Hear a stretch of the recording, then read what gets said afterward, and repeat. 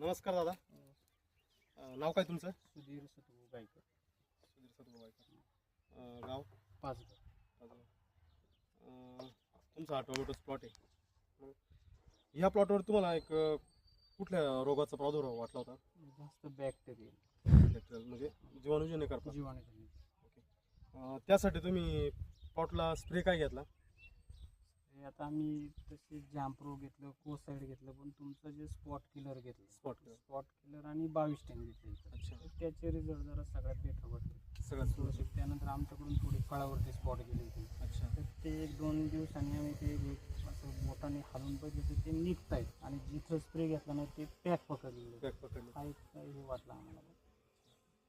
तर spot killer वापरून तुम्ही समाधानी आहात? हो.